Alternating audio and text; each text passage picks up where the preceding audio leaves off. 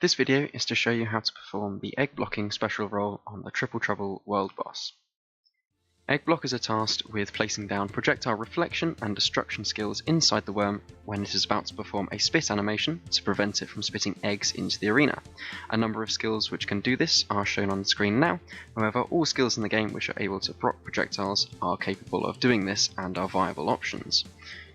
These classes are probably the simplest to use, so we'd recommend that you start with these. Egg blockers are usually going to stand inside the model of the worm and place down their skills immediately underneath them when a spit animation is about to happen.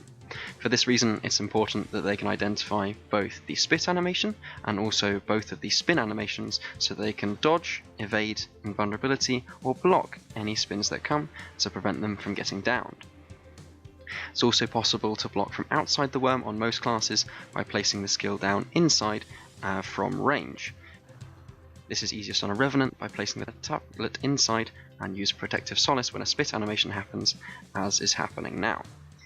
If you're standing outside the worm, then you only need to be concerned with the AoEs thrown out by the small spin and not the damage done by the small spin itself.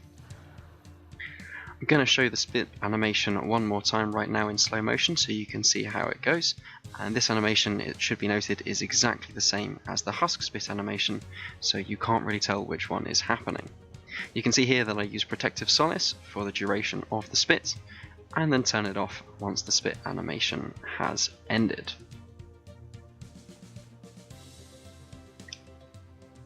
Here we can see a husk spit animation is about to be happening, and we will still use the Protective Solace ability, however it will be ineffective against husks.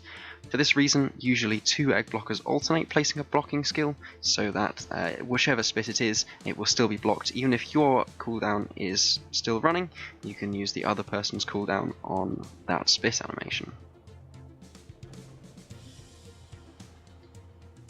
If you are going to stand inside of the worm, then as I said before, it is important to be able to identify the spin animations as well, so that you can block or invulnerability them.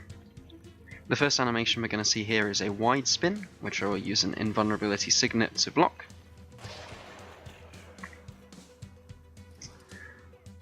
And now you will see a wide spin again.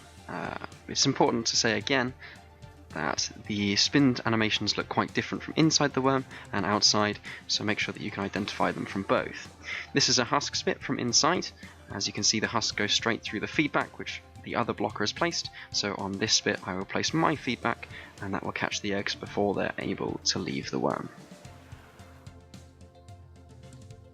And again, the spit animation in slow motion from inside so that you can see what it looks like from this angle.